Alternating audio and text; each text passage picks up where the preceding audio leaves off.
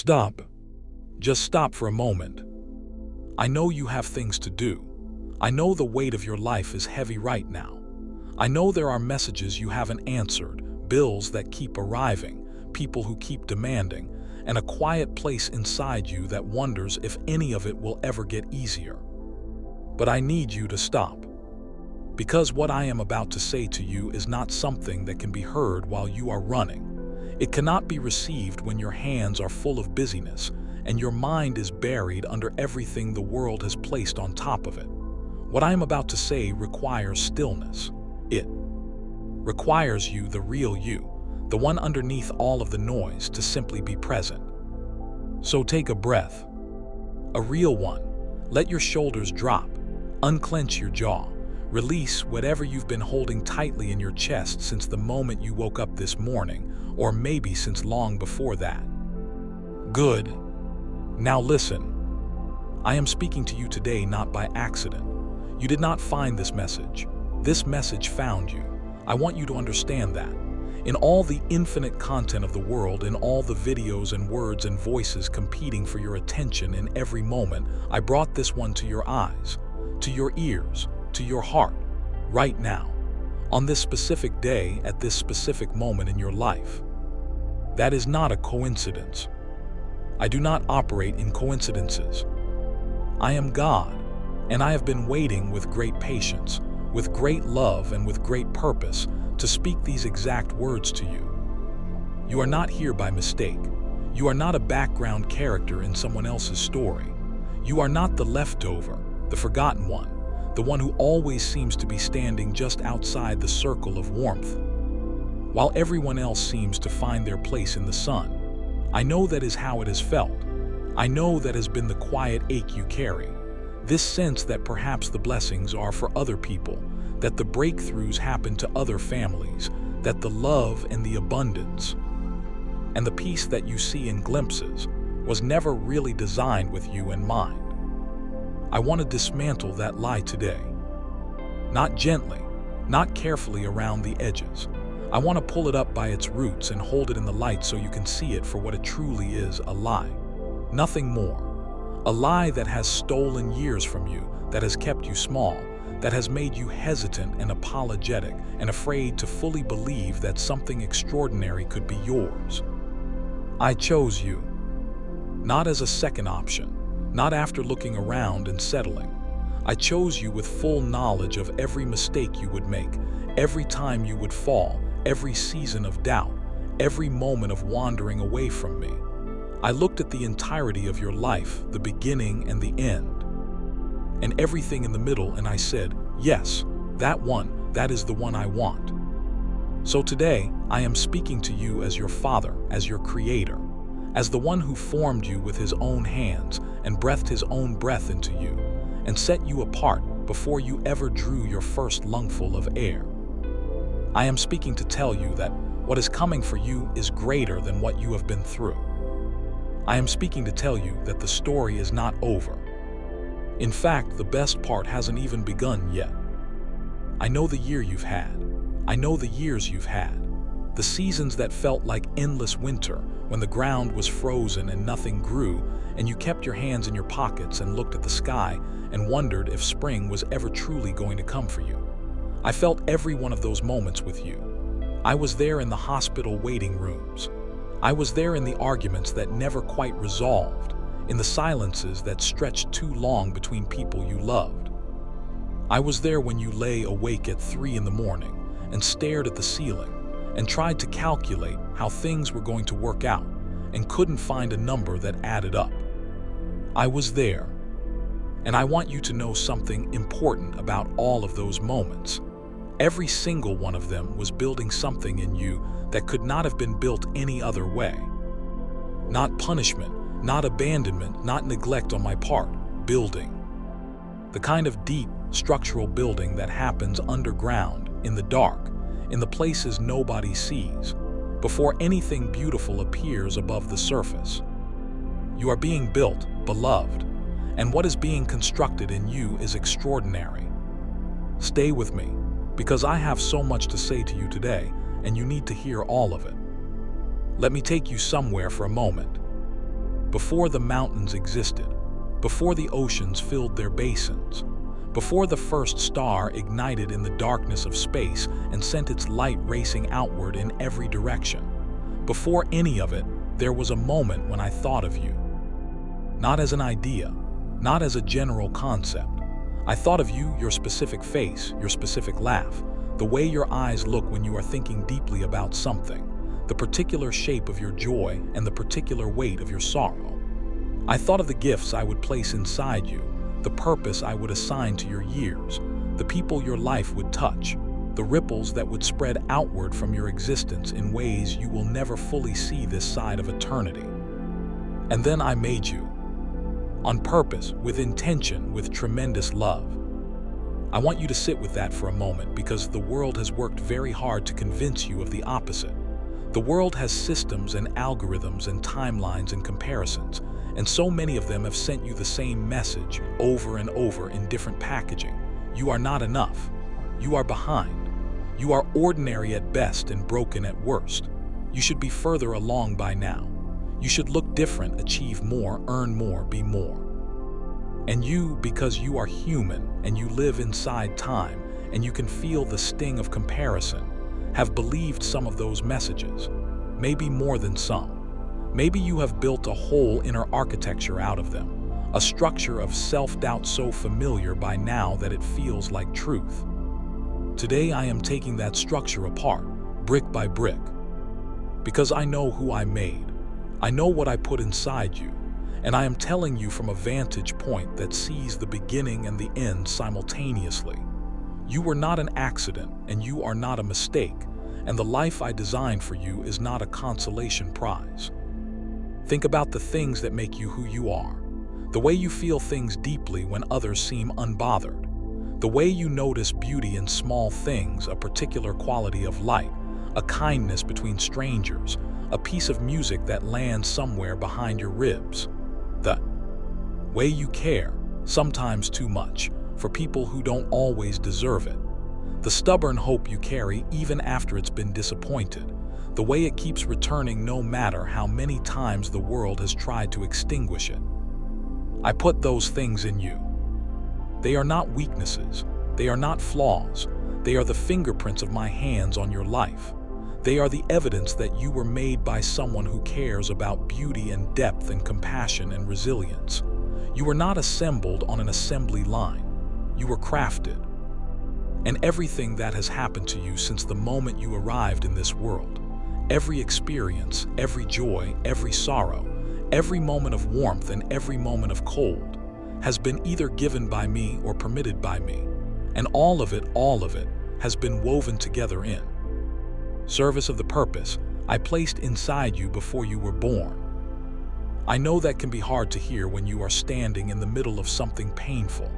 I know that there is a purpose in this, can feel hollow when the pain is real and present and pressing down on you like a physical weight. I am not asking you to pretend the pain is not real. I am asking you to believe that I am real too, and that I am working, even now, especially now. Let me tell you something about the people I have used throughout history to do remarkable things. Almost none of them were the obvious choice. Almost none of them looked from the outside like someone destiny would select. The shepherd boy, not the warrior, the youngest. Child, not the firstborn. The one with the stutter, not the eloquent speaker. The fugitive in the desert, not the man in the palace. The fisherman, not the scholar. Over and over and over again, I have looked past what the world calls qualified and chosen the ones the world overlooked. Because I do not choose based on the world's criteria. I choose based on what I have placed inside a person. I choose based on the capacity for love, for faithfulness, for endurance. I choose based on the hunger for something real and the willingness to believe when believing is hard. And looking at you, I chose based on all of those things. You may have been overlooked by people, by opportunities, by systems that should have included you and didn't, by relationships that should have cherished you and failed too. I am not minimizing any of that. Being overlooked by people is a real and painful experience. But I have never overlooked you. not for a single moment of your life. I have been watching you with attention and with love since before you drew your first breath, and I have been watching you through everything that has come since. And everything I see when I look at you says the same thing. This one is ready. Maybe not in the way the world would define ready, but ready in the ways that matter. Ready in the heart, ready in the spirit, ready for what I am about to do. You were chosen before the world began.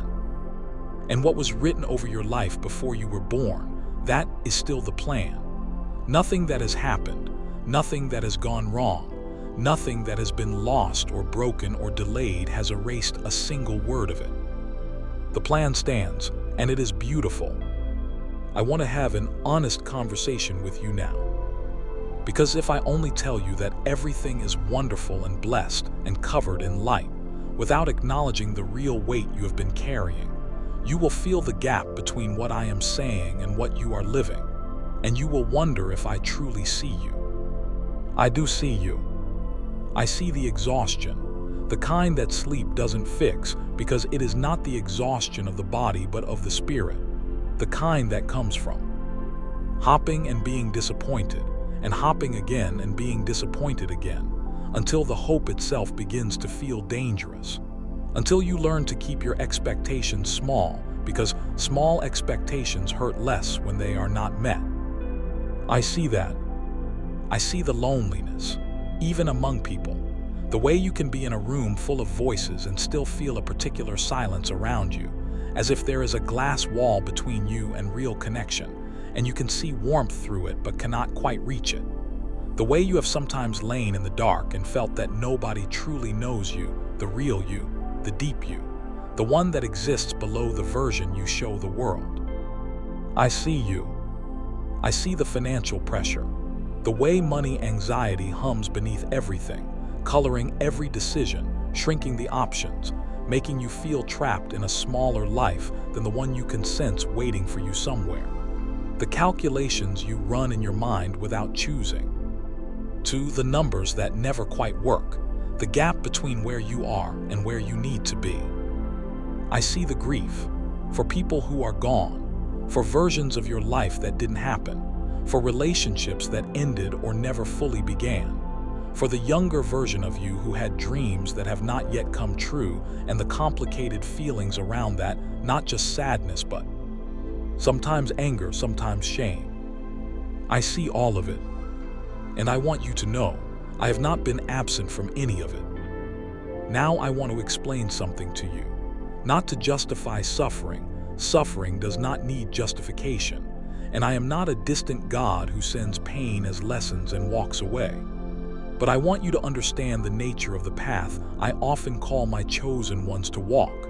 Because when you understand it, the hard seasons begin to look different. The oak tree and the willow grow in different ways. The willow grows quickly, easily, and it is beautiful, but in a storm, the willow bends dramatically. The oak grows slowly. The oak spends years developing its root system, pushing down into the earth before it pushes up into the sky. It looks for a long time unimpressive. A small trunk, a modest canopy, nothing like what it will become. But when the storm comes, the oak stands. I am building oaks. And oak trees require time and deep roots, and seasons of what feels like very little visible growth while everything important is happening underground. Every hard season you have walked through has sent your roots deeper. Every moment of pressure has compacted something in you, like coal becoming diamond under tremendous weight. Every time you chose to keep going when stopping would have been easier. Every single one of those moments added something to you that cannot be added any other way. Endurance, real endurance, not the theoretical kind, not the kind you read about, but the endurance that is forged in actual suffering. The kind that knows it can survive because it already has. The kind that does not panic in the storm because it has learned through experience that storms end. Compassion, the deep, true kind that can only come from having been in pain yourself. The kind that makes you able to sit with someone else in their darkest moment without flinching, without offering easy answers, without rushing them toward the light before they are ready. because you know what it is to be in that dark place and need someone to simply stay. Faith, not the easy faith of good seasons, when believing is simple because the evidence is everywhere. I am talking about the faith that is hammered out in seasons when you could not see me, could not feel my presence, could not point to any visible evidence that I was at work. And yet you held on. That faith is worth more than diamonds. That faith is the kind I can build a destiny on. Every hard thing has given you something. I'm not saying the pain was good. I'm not saying you should celebrate the hard things or pretend they didn't wound you. I am saying that in my hands, nothing is wasted. I'm the God who takes broken pieces and makes them into something beautiful. I am the God who takes the thing that was meant to destroy you and uses it to define you in the very best sense of that word, to make you more fully yourself, to clarify your purpose, to strip away everything that was never truly you to begin with. You are not broken beyond repair. You are not behind the plan. You are exactly where the path has led you, and the path is leading somewhere magnificent. Let me ask you something. Think about the strongest person you know. Think about the person in your life or a person you've encountered, read about, been moved by, whose presence carries a kind of quiet power, whose faith seems unshakable, whose peace seems real, not performed, whose love seems genuine even in difficult circumstances. Ask yourself, has that person lived an easy life? Almost never. Strength like that is not given. It is grown. In hard soil and long seasons, through tests that looked from the inside like they might break you. That is the strength I am growing in you. And the reason your life has felt hard is not because I have abandoned you or punished you or because you are cursed.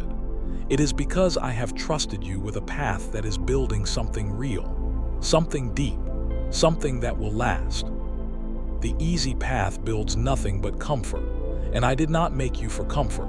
I made you for greatness. I want to speak now about the silence, because some of you listening to this are in a season where heaven seems quiet, where your prayers seem to rise and dissolve into the air without response, where you have called out and heard nothing back, and the silence has begun to feel like an answer and not a good one. I want to speak directly into that silence. First, let me tell you what the silence is not. It is not me ignoring you. It is not me turning my face away. It is not punishment for your failures or evidence of your unworthiness. It is not a sign that I have stopped caring, or that the plan for your life has been canceled, or that someone else's prayers are louder or more deserving than yours. The silence is not abandonment. Now let me tell you what the silence often is. It is preparation. A surgeon is silent in the operating room.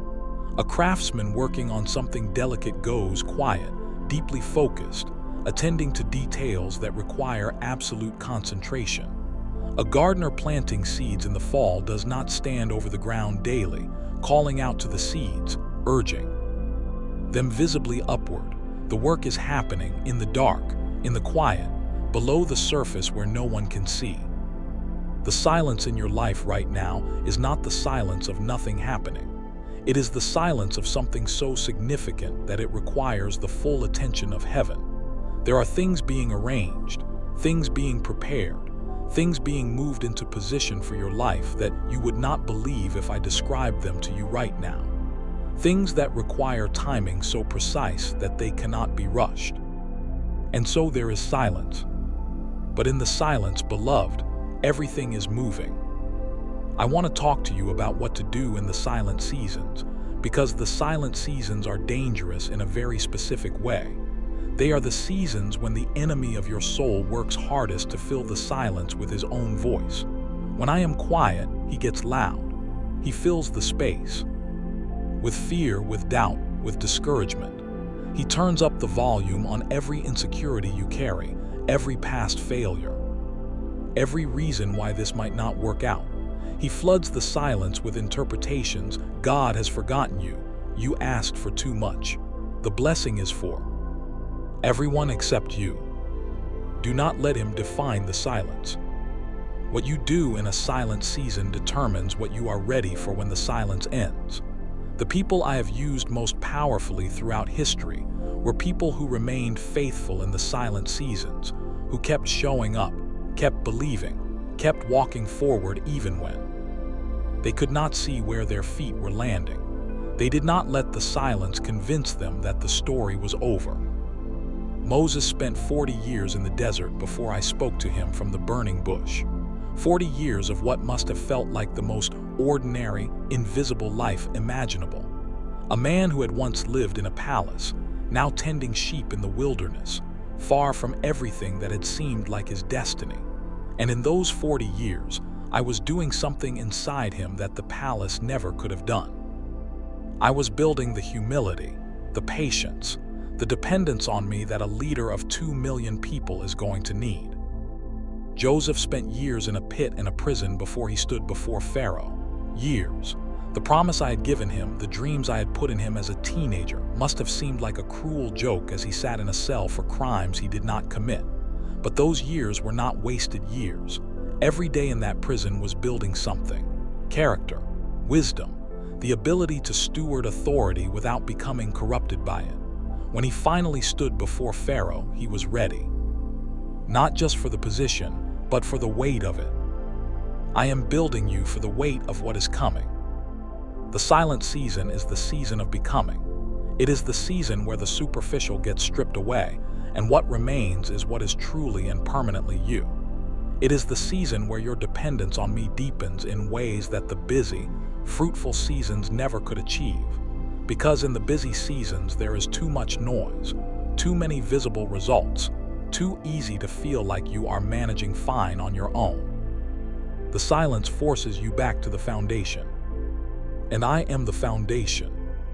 So if you are in a silent season right now, if the heavens feel like brass and your prayers feel like they are bouncing off the ceiling, and you are struggling to feel my presence, I want you to hear me say this clearly. I am here. I have not left. I have not turned away. I have not forgotten a single word of what I have promised you or a single detail of the plan I have for your life. My silence is not my absence.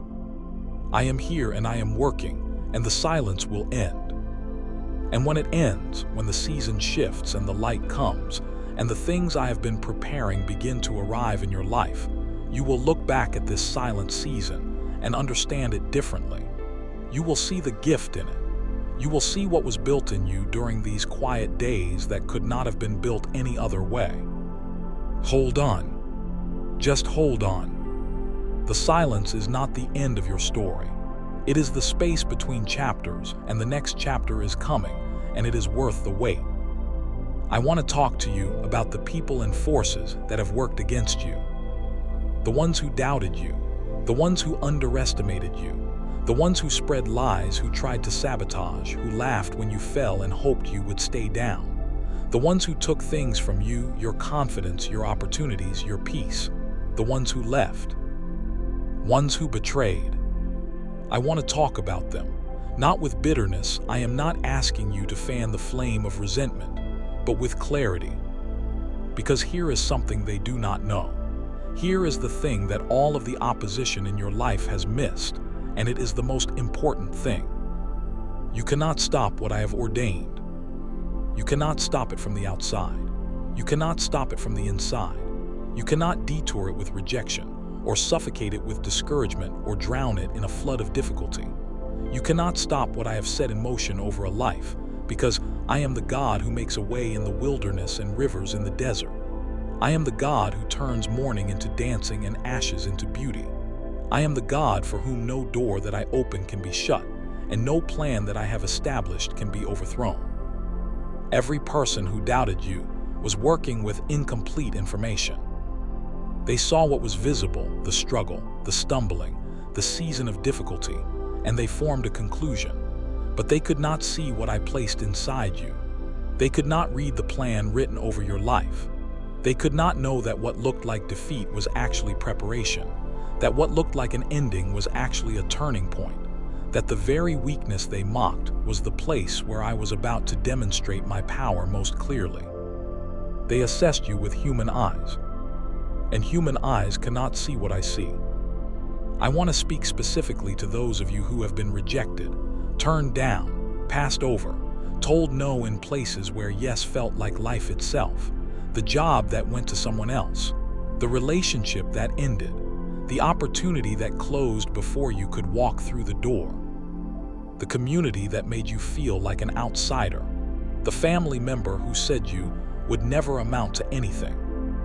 Here is what I want you to know about every single one of those. Rejections. Some of them were me. Not punishment, protection, redirection, because the door they closed was not the door I was building for you. The relationship that ended was not the relationship written over your life. The community that made you feel like an outsider was not your tribe. Your tribe is coming, and when you find them, you will understand why none of the others quite fit. I close doors for the same reason a good father says no to a child who wants to run into traffic. Not to control, not to withhold joy, but because I can see what the child cannot yet see, and the no is an act of love. And some of the rejections that have hurt you, most have been the kindest redirections I have ever made in your life. Think about the doors that closed, the ones that at the time felt like catastrophes, and ask yourself honestly, where did those closings lead? What was on the other side of those painful no's that you could not have found if the first yes had been given? I have been steering you, even in the painful moments, especially in the painful moments.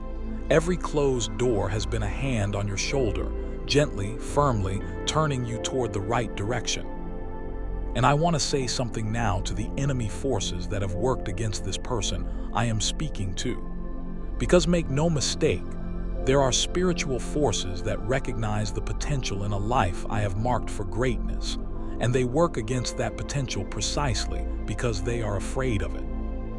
They have noticed you. That is not a small thing. Opposition always notices the ones who carry something significant. The person sitting quietly in an ordinary life with no real purpose attached to their days does not draw much opposition. Opposition comes for the ones worth stopping.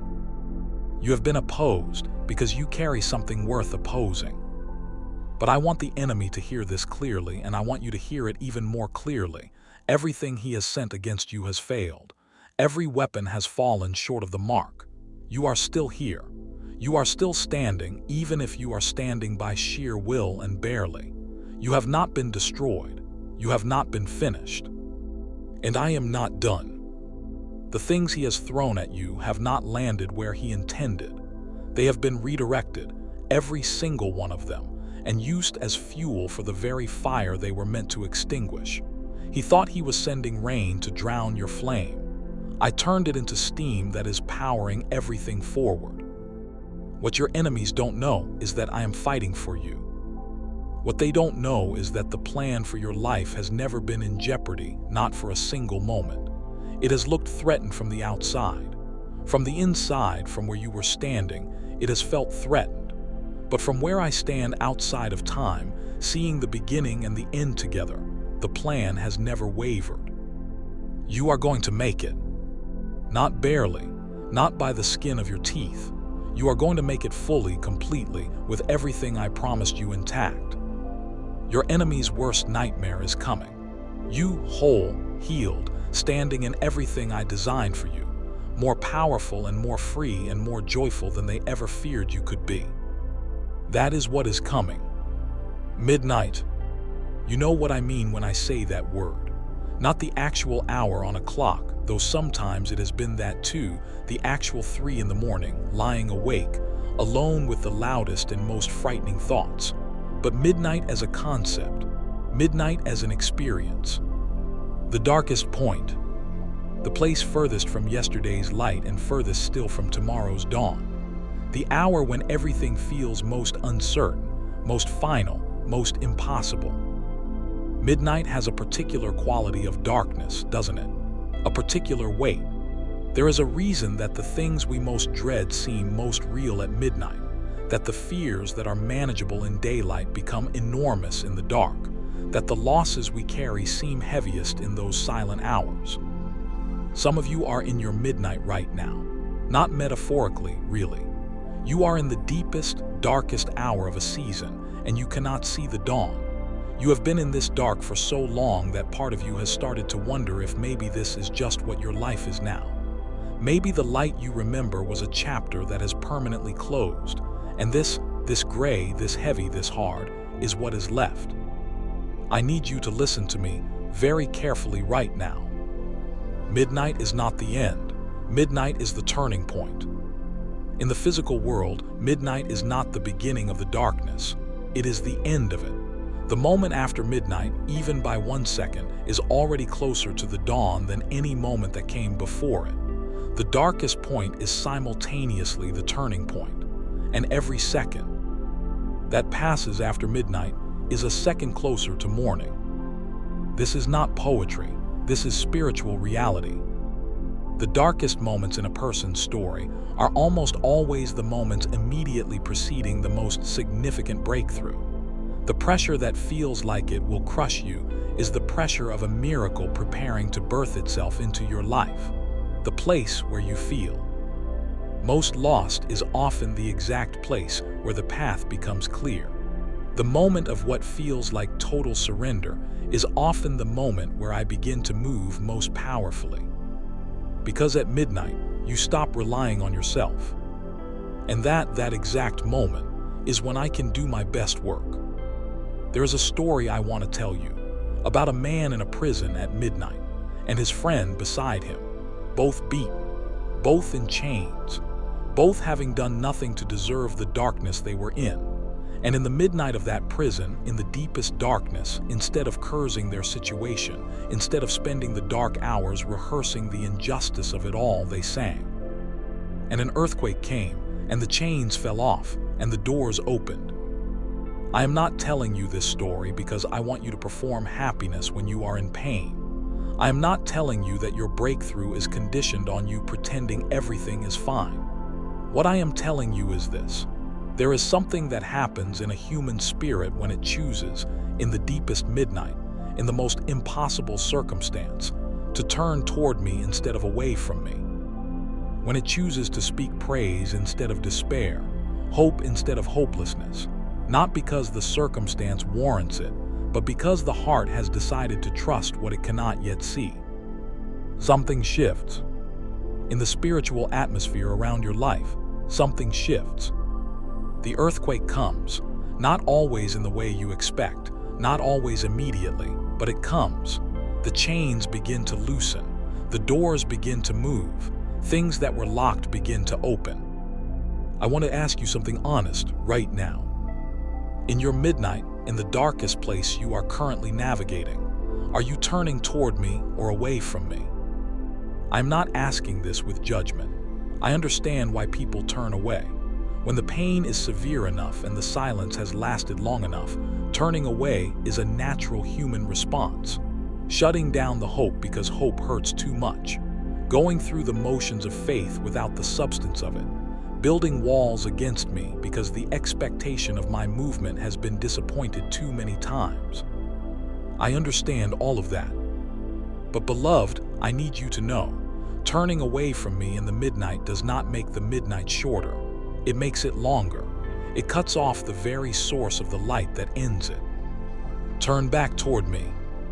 Even just a fraction. Even if all you can manage right now is a whisper, a single, I don't understand this, but I trust you. Even if your faith is the size of a single small flame barely holding in the wind, turn toward that flame instead of away from it. Because I am the dawn. I am not somewhere beyond the sunrise, waiting for it to arrive. I am the dawn itself. I am the light that does not waver. I am the warmth that the midnight cannot suppress, try as it might. And when you turn toward me, you are turning toward morning even before morning has arrived. Your midnight is not forever. I want you to think of the hardest thing you have ever walked through before this. The thing that at the time felt permanent, felt unbearable. Felt like it was going to define you forever in the most devastating way. And I want you to remember that you came through it, that you are here, that what felt like a midnight that would never end, ended. And this one will end too. But here is something I want to give you for your midnight right now in this moment. Not a distant promise, something for tonight. My peace. Not peace that waits for the circumstances to change. Not peace that comes when the problem is solved and the pressure is off and everything is fine. My peace, the peace I promise that surpasses all understanding, that doesn't make sense given the circumstances, that the world cannot give and cannot take.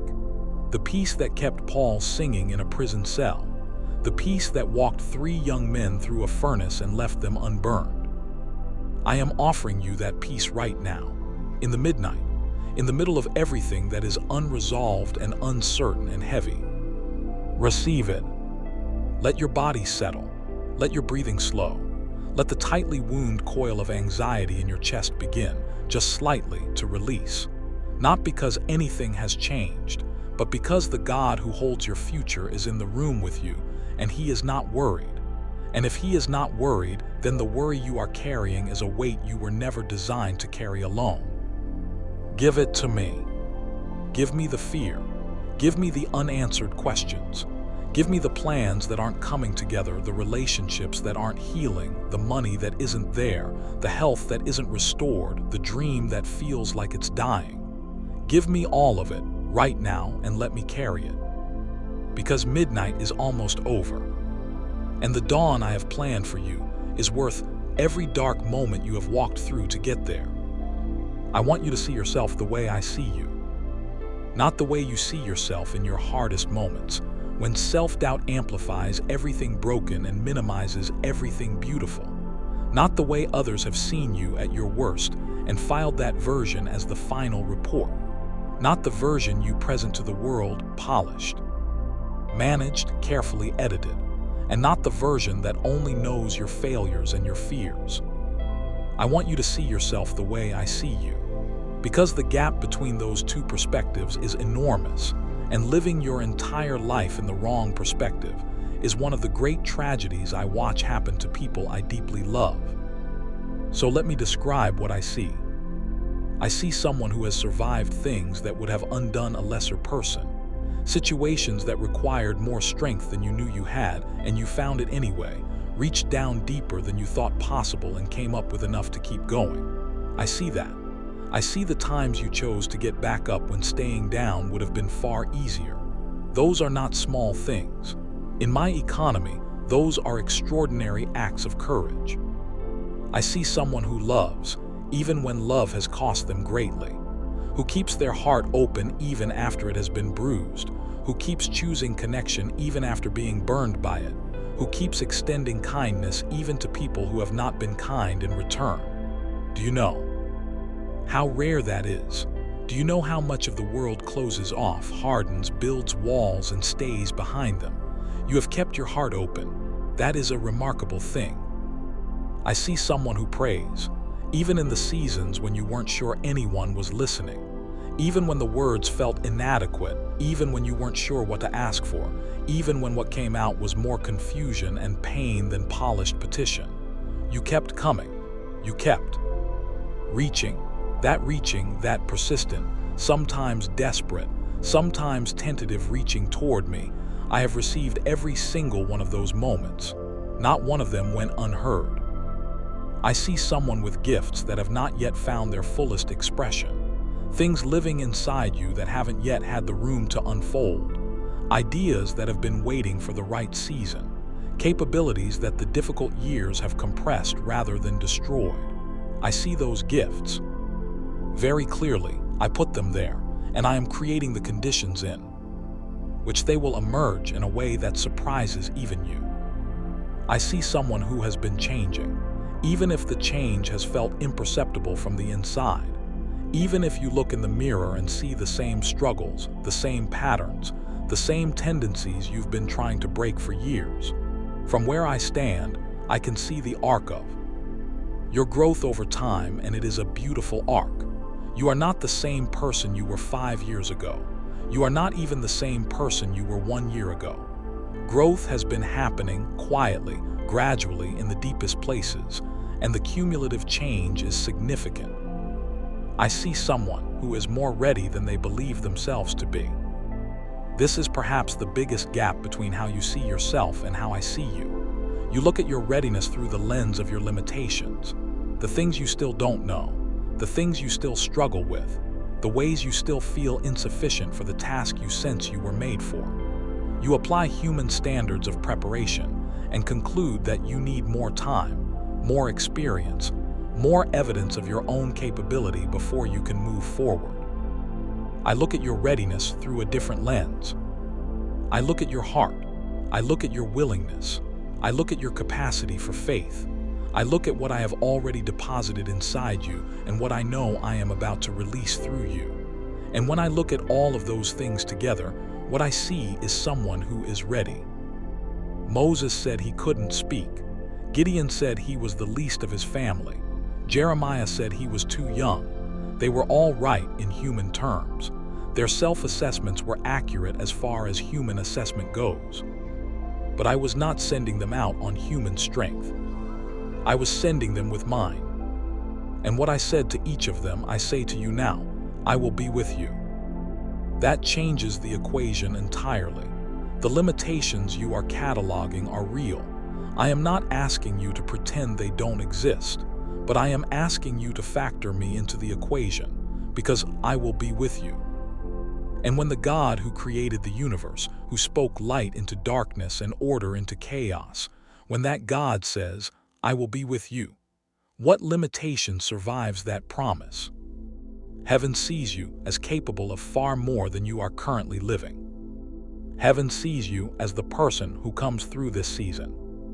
Heaven sees you healthy, whole, standing in relationships that genuinely honor the love inside you, walking in work that actually uses what I put inside you, financially stable, not because you finally managed to earn enough, but because I have released the harvest that was planted in those hard seed seasons.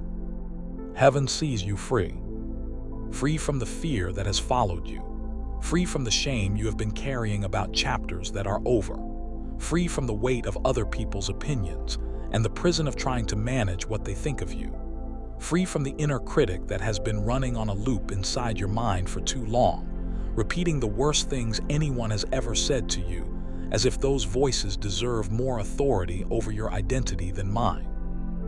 I want you to begin to see yourself through my eyes. Not overnight.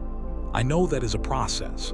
I know that the inner dialogue does not change instantly just because someone tells you it should. But I want you to begin today, right now, in this moment, to introduce the idea that the story about yourself that you have been telling is incomplete. That there is a version of you that is far more than your history, far more than your failures, far more than your limitations. That version is not a fantasy. That version is the truth of who I made you to be, and I am calling that version forward. Come, I make promises and I keep them. Every single one. Not most of them. Not the ones that are convenient or the ones whose timing has worked out easily. Every promise I have ever made, I have kept in the fullness of time, in the fullness of my wisdom, in a way that exceeded what was originally imagined for the promise. This is who I am. This is my nature. I am not a God who forgets what he has said. I am not a God who gets distracted or overwhelmed or changes his mind based on how things are going in your life or in the world.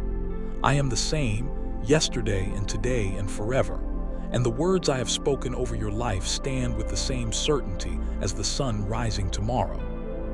So I want to remind you of some promises, not promises given to someone else in a book that you hope might apply to you.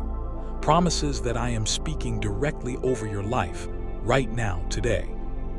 Hear them. I promise you that I have plans for you, plans for your flourishing and not for your harm, plans to give you a future that has hope in it, not a vague, foggy hope, but a specific, real, attainable future that I have already designed for you. The details are already settled. The provision is already prepared. I know how this ends, and it ends well.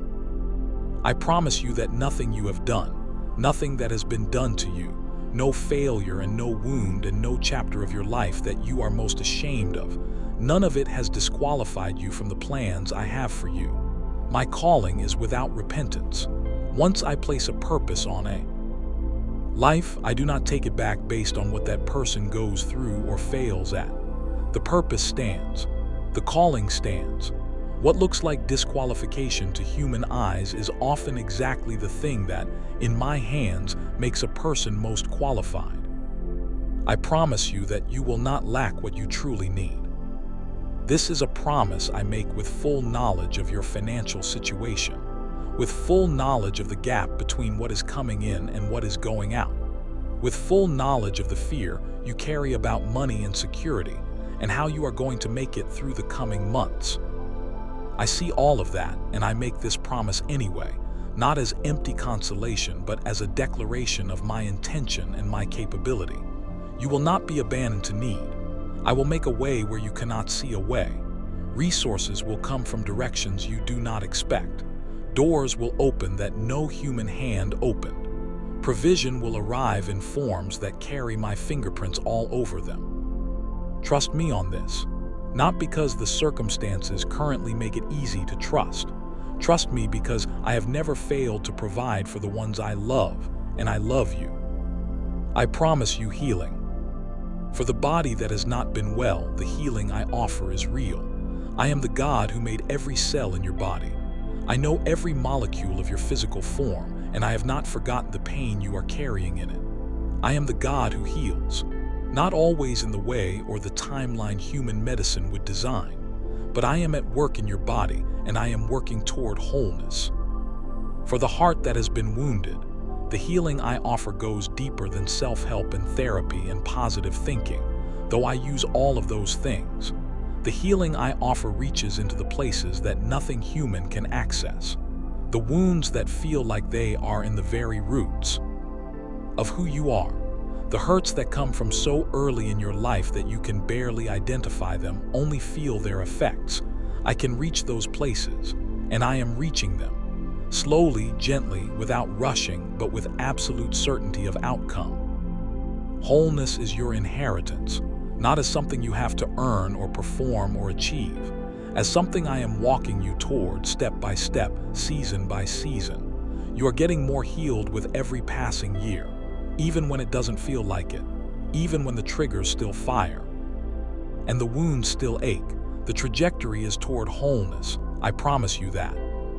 I promise you that you will not go through this alone. Not for a single moment. My presence is not something you have to earn by being good enough or faithful enough or put together enough. My presence is my gift to you, given freely, available always, not contingent on your performance. You cannot be too broken for my presence. You cannot be too sinful, too far gone, too lost. Wherever you are, I am there. Wherever you go, I have already been. And I am with you right now, in the very place where you are listening to these words. I promise you that the story is not over. This is perhaps the most important promise for some of you today. The ones who have buried a dream. The ones who look at certain areas of their life and have written, finished over them. The ones who have stopped expecting because the disappointment of expecting and not receiving has become too heavy a weight to carry. For those of you, the story is not over. I am a God of resurrection, not just symbolic resurrection, real resurrection. Things that are dead in your life can live again. Dreams that you have buried can be exhumed and restored. Relationships that seemed finished can be healed. Parts of yourself that you put away long ago can come back to life.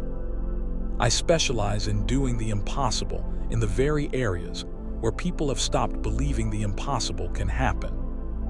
And I am about to do it again. I promise you that what is coming is worth what you have walked through to get there. I know that can sound like a platitude. I know that it will be worth it can ring hollow when you are still in the middle of the hard. So I want to say it as specifically as I can. The season you are entering is going to address the deepest longings of your heart. Not everything on the surface, not the superficial wish list, the deep ones, the ones you almost don't dare to name because they feel too important to hope for out loud. I know what those are. I put them there, and I am answering them. Hold these promises. Not lightly, hold them tightly. Return to them when the fear comes. Return to them when the circumstance seems to contradict them. Return to them and say, I know what God has promised me, and the circumstance does not have the final word. The word has the final word. And my word does not return to me empty. I need to talk to you about the edge. Some of you are there right now, at the edge of what you can handle, teetering on the very border between functioning and not functioning. You have used every reserve of strength you have called on. Every resource available to you. You have held on through things that would have broken many people, and right now, you are at your absolute limit. I know. I want to say something to you that may seem counterintuitive. The fact that you are at your limit is not a crisis. It is a transition. There is something that happens at the absolute end of human strength that cannot happen any other way. When every human resource is exhausted, and every self-sufficient strategy has been tried, and every backup plan has failed, and you arrive at the end of yourself, that is the precise moment when something else becomes available. My strength. Not my strength coming alongside yours and boosting it. My strength replacing yours entirely. The strength that raised the dead. The strength that spoke the cosmos into being. The strength that has never encountered a situation that exceeded its capacity.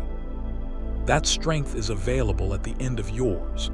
It is waiting there at the edge where you have arrived, and the only way to access it is to fully release the grip on your own. To stop trying to manage this with your own resources, and to finally, completely, hand it over. Some of you have been holding on by your own strength for a very long time. And I am proud of your strength. It is genuine. It is impressive. I put it in you. But it is not designed to be the source. It is designed to work in partnership with mine, not in replacement of mine. The breaking point is the place where that partnership finally becomes necessary, where the human will finally stop trying to manage alone, where the hands that have been holding everything together finally open and release it into mine. Let go. Not of your faith, not of your hope, not of the belief that things can be better. Let go of the control. Let go of the need to be the one who figures this out, who holds it all together, who makes it work through sheer force of personal effort. Let go of the performance of having it together when you don't. Let go of the exhausting project of managing the perception of your life. Let go and let me. This is not weakness. I know the world has told you that surrender is weakness, that asking for help is weakness, that not being self-sufficient is failure. The world is wrong about this, as it is wrong about many things. What looks like weakness in the eyes of the world is often the exact posture of greatest power in my kingdom. Because when you release your grip, I can move. When your hands are full of your own attempts to manage and control, there is no room for me to place what I want to give you. When you finally open your hands and say, I cannot do this alone, Father, take this. Your hands are open, and open hands can receive. I want to receive what you have been carrying. The anxiety, the impossible weight of trying to fix things that are beyond your ability to fix. The future terror of all the ways things could go wrong. The exhausting mental labor of running the same problem through your mind over and over looking for a solution that isn't there. The grief you have been carrying alone because it doesn't feel safe to show it to anyone. Bring it to me. Not once, every time it rises up again. Every morning when it greets you before you even get out of bed. Every evening when it waits for you in the quiet. Every time the 3 a.m. whisper comes. Bring it to me again and again and again. This is not weakness and it is not lack of faith. It is exactly what faith looks like in the daily practice of it.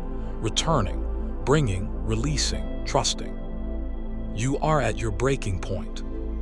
And your breaking point is your turning point. The things you have been holding together in your own strength are about to be held in mine.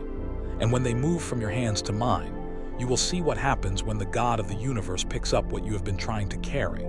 You will see movement that no amount of your own effort could have produced. You will see solutions appear in places where there were no doors. You will see provision materialize where there was only lack. You will see the impossible become possible, because with me, nothing is impossible. Nothing. You are not too far gone. This situation is not beyond redemption. The pieces that have been broken cannot be broken in ways that exceed my ability to restore them. You have not missed your moment. You have not run out of chances. At your breaking point, something new begins. And what is beginning for you, beginning right now, in this very moment, is more than you have dared to hope for. I want to tell you something that is happening right now, even as you listen to these words.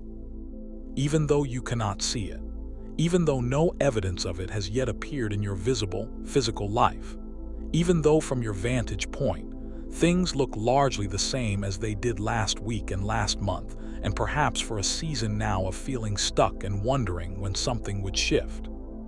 I am moving, right now in this moment, on your behalf. There are things in motion for your life that you have not yet seen, arrangements being made, people being positioned, resources being gathered, doors being prepared.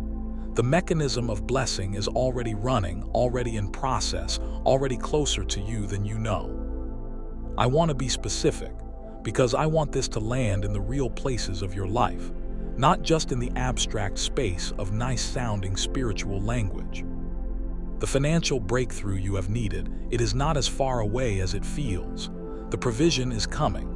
It may not look like the particular source you have been waiting on or expecting. I work through unexpected channels. I work through people who didn't expect to bless you through opportunities that appear from directions you weren't watching, through ideas that arrive suddenly in your mind and turn out to be the beginning of something significant. The financial breakthrough is already in motion. Do not abandon your expectation of it. Do not let another discouraging month cause you to close off the believing that keeps you in a posture to receive. The healing you have prayed for yourself or for someone you love is being worked on, not in the way disease and dysfunction work, which is obvious and measurable and tracked in charts and numbers, but in the way I work, which is at the cellular level, the spiritual level, the level that is beyond the reach of human instrumentation. Do not give up on the healing. Do not let a diagnosis or a timeline or a doctor's discouraging report become the final word. I have the final word, and my word is, healing is possible. Keep praying, keep believing, keep partnering with the earthly means while trusting in the heavenly ones. I am working on this. The relationship you have longed for, whether it is a life partner you have waited and waited for, or the restoration of something broken, or the connection and genuine belonging that has always seemed slightly out of reach. I have not forgotten the desire I placed in your heart. For love and belonging, I designed you for connection. I understand what loneliness feels like because I built you to need people, and I have not lost sight of what you need. The relationships that belong in your life are being moved toward you. Some are already closer than you know. Keep your heart open. Don't let past wounds make you unavailable to what I am sending. The purpose you have longed to walk in, the sense of meaning and impact, and this is what I was made for. That is coming into clearer focus. The steps you have been taking, even the uncertain ones, even the sideways seeming ones, have been moving you toward the life that uses what is genuinely in you, the work that will feel like coming home, the contribution that will carry weight and meaning. It is coming. You are closer to it than you have ever been. Don't stop moving toward it. The peace in your family, the reconciliation, the resolution of the long-standing tension, the healing of the wound that has affected generations. I am working on this. What seemed immovable is movable. What seemed permanent is temporary. The walls that have stood between people you love, I know how to move walls. I have been softening hearts that seemed hardened beyond reach. The conversations that need to happen are getting closer. Do not give up on the people. Do not give up on the families. Now I want to speak about something you might not expect, the blessings that are already around you, but that you are not yet seeing. One of the great spiritual realities is that blessing often surrounds us before we perceive it, because we are looking for one form of it, and it is arriving in a different form. Because we are so focused on the absence of what we need that we cannot see the abundance of what we already have. Because the enemy has cultivated in us a spirit of lack that makes us incapable of recognizing provision when it appears in an unexpected package. I want to open your eyes today to what is already there. The person in your life who loves you and has stayed even through the worst of your worst. That is not nothing. That is extraordinary. That is a blessing that many people do not have. The capacity you have to feel even when feeling is painful. Your ability to be moved, to be touched, to be affected by beauty and by sorrow and by love. That emotional depth is a gift. The world has many people who are cut off from it, numb to it, who have lost the ability to truly feel. You haven't lost it. That is a grace. The mind that is working right now, absorbing these words, thinking and processing and reaching. That mind is a gift of staggering proportions that is easy to take for granted until it is threatened. The breath in your lungs, the heartbeat that has kept going through everything, the morning that came again today, bringing with it another chance, another day in which something can change, something can be said, something can begin. These are blessings. They are already here.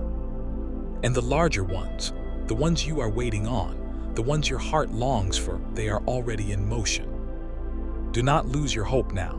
You are closer than you feel. Do not close off the believing now. The harvest you have sown for is already coming up through the ground, roots first, invisible yet, but real. The season of receiving is coming. And you are going to stand in it with your hands open, overwhelmed by the goodness of it, remembering this moment, this hard, uncertain, heavy moment, and seeing clearly how everything was working together for something beautiful. I promise you that day is coming. Get ready for it. I need to stop for a moment and speak to the ones who almost didn't press play on this video today. The ones who are so depleted, so exhausted, so worn down by the gap between what they hoped and what they have lived, that even finding the energy to receive encouragement felt like too much. But something made them press play anyway. A last flicker, a stubborn ember that refused to go completely dark. I want to speak directly to you. That flicker was me. That nudge, that pull, that quiet, just try one more thing that got you here today, that was my hand. Because I knew what I was about to say to you. Because I knew that you needed to hear it, and I needed you to be in a place of stillness to receive it, and I orchestrated this moment, including the part where you almost didn't come. You are here. Against everything that wanted to keep you away, you are here. And I want to honor that, because that is faith. That messy, barely, there, I don't even know if this works, just going to try one more time, that is one of the purest forms of faith I see. The clean, confident faith that says, I believe, when the believing is easy, that is faith. But this, the choosing to reach when reaching is the last thing left in you, this is a faith that moves mountains. You have not given up. Even when everything told you to give up, you didn't, not fully. Maybe you retreated, maybe you went quiet, maybe you stopped expecting out. Loud even if you hadn't fully stopped hopping in secret. That is not giving up. That is surviving. That is preserving what you have until the season shifts. And the season is shifting. I want to speak specifically about the dream that you have all but buried. The one you've stopped mentioning because mentioning it made people look at you with a kind of gentle pity, or because articulating it out loud made the distance between it and your current reality feel too vast, too cruel. The thing you wanted that hasn't happened yet. The life you could picture so clearly at some point and now have trained yourself not to picture because picturing it hurts. I want to resurrect that picture. Not as torture, as promise. I placed that desire in you for a reason. Desire, real, deep, persistent desire, is not random. It is not a cruel trick of human psychology that makes you long for things you cannot have. In my design, desire is a map.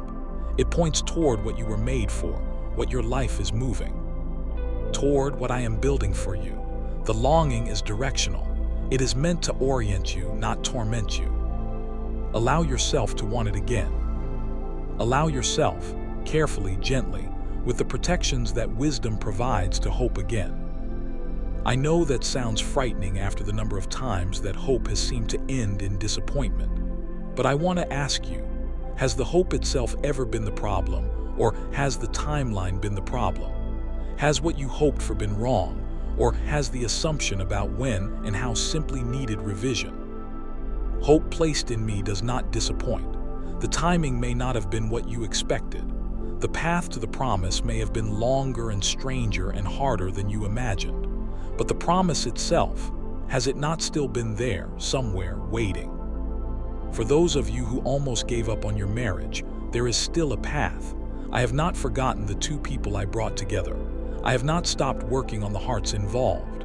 The healing that seems impossible has been done before and can be done again. Don't give up yet. For those of you who almost gave up on your child, I see your child. I love your child. The same love I have for you, I have for them. And I am working on them in ways that are not yet visible, in the hidden places of their heart, in the experiences that are shaping them even now. Do not give up on them. Your prayers for them are some of the most powerful things happening in the spiritual realm right now. For those of you who almost gave up on your health, the body I made is capable of remarkable things. Do not let a report be the final word. Do not stop hoping for restoration. Keep the faith alongside the medical care.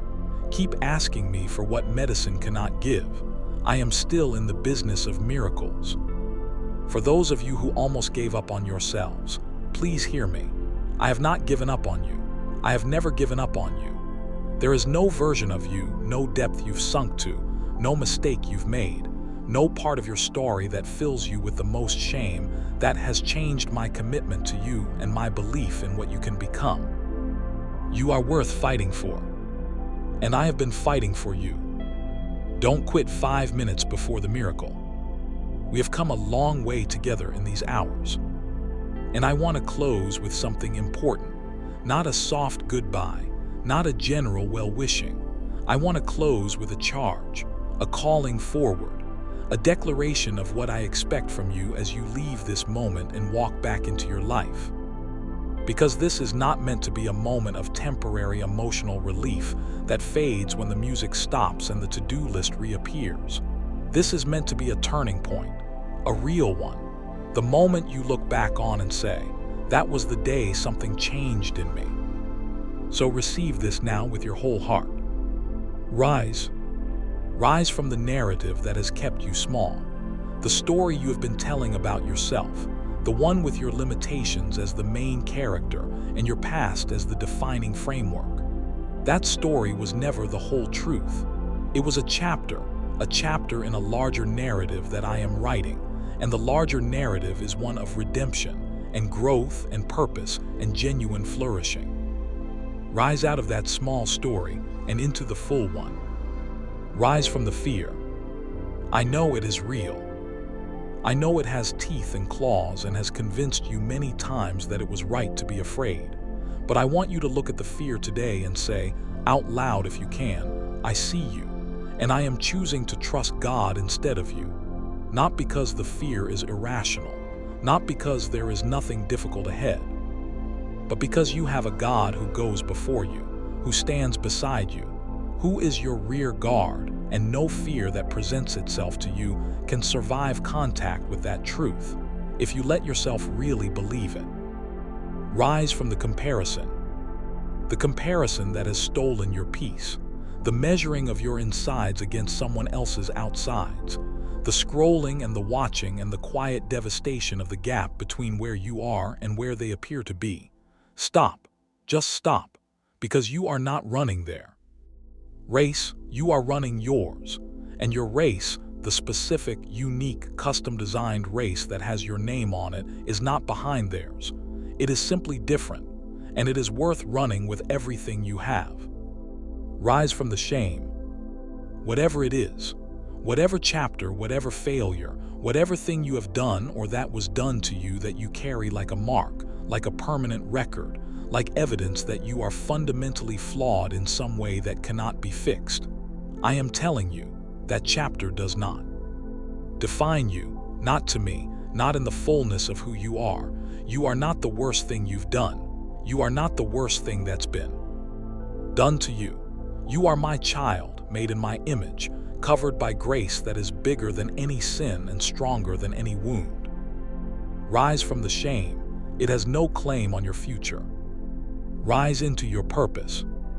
Begin to take the specific, tangible steps toward the life you sense you were made for.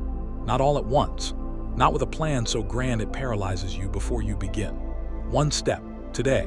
One real, concrete, intentional step in the direction of what I placed in you. One phone call, one conversation, one application, one canvas, one page, one prayer that dares to ask for the specific thing instead of the safe, vague thing. One step toward the version of your life that uses what I put inside you. Take it today, right now, before the noise of life drowns out this moment. Rise into your relationships. Open your heart a little more than feels comfortable. Let people in a little more than feels safe. Risk being truly known, not just the managed, edited version of you, but the real one, the one with the fears and the questions and the wonder and the depth. The right people will not run from what they find. The right people have been longing for someone real, and you are exactly the real person they need. Rise into your faith. Not a performance of it, not the version you maintain for appearances, but the real, living, daily, dependent on me faith that changes how you walk through ordinary days. The faith that talks to me in the morning before the world claims you. The faith that brings the fear to me instead of feeding it in secret. The faith that reads what I have said and lets it rearrange the thoughts that the world planted in you. That faith is available to you today. It is not a spiritual gift given to special people. It is a muscle that grows when it is used. Use it today. Rise. I want to speak a blessing over you now. Not a vague, general blessing, a specific one. Listen to these words with your whole self. Receive them. I bless you with peace that holds even when circumstances don't warrant it. The kind of peace that your mind cannot produce and your circumstances cannot give. The peace that is a gift from my spirit, settling into the deep places and remaining there even when everything on the surface is turbulent. I bless you with clarity. The confusion that has fogged your path, I am clearing it. The next right step is becoming clearer. Not the whole journey, not the full map. The next step. Receive the clarity for the next step and trust me with the rest. I bless you with strength. Not the strength to push harder in your own effort, but the strength that comes from being connected to the source of all strength. The kind that renews when you wait on me, that carries you when you cannot carry yourself, that rises when your own reserves are depleted. I bless you with open doors. The ones that have been closed, the right ones. The ones that belong to you, they are opening. I am going ahead of you and opening the doors, and no man and no circumstance and no power will be able to shut what I am opening for you. I bless you with belonging, the tribe you were meant for, the community that will receive you and celebrate you and do life alongside you in the way you were designed for. You are moving toward them, and they are moving toward you. The loneliness that has surrounded you is not your permanent address. I bless you with joy, not the happiness that depends on what is happening, but the deep, sustaining joy that comes from knowing who holds your life. The joy that can coexist with difficulty because it is rooted in something deeper than circumstance. The joy that confounds people who know what you've been through and cannot understand how you still have it. That joy is yours. And I bless you with the courage to believe, today, in this moment, after everything you've been through, that the best is still ahead. Because it is. I am not done with you. I have not run out of good things to do in your life. The chapters ahead have not been written yet, and I am a good author, and the story I am telling through your life is not a tragedy. It is something extraordinary. You are loved with a love that is beyond your full comprehension. Not love that is earned by performance or revoked by failure. Not love that is proportional to your goodness or contingent on your worthiness. Love that is a fact of existence, as sure as sunrise, as constant as gravity, as vast as the universe I spoke into being. I love you. I love you with everything I am, and I am everything, the beginning and the end, the creator of all that exists, the sustainer of every breath you take, the one who knew your name before the mountains were formed and will know it long after this world has passed. That God loves you specifically, individually, completely. Now go. Go with the peace I have placed in you today. Go with the truth you have heard. Let it echo in you long after the music has stopped. Go back to your life, to the real and specific circumstances of your days, carrying something different than you brought in. Carry the certainty that you are not forgotten. Carry the knowledge that what is coming for you is good. Carry the peace that tells you that even in the middle of the hard, the God who spoke you into being is at work. Carry the courage to take the next step, even the frightening one. Carry the openness to receive what I am about to send. And when the fear comes back, because it will, and when the doubt creeps in, because it will, and when the circumstances look discouraging again, come back here. Come back to these words. Come back to my presence, because the door to me is always open. There is no line to wait in, no approval required, no worthiness test to pass. Just come. I will be here. I have always been here, and I am not going anywhere. Rise, beloved. Your destiny is not behind you. It is ahead.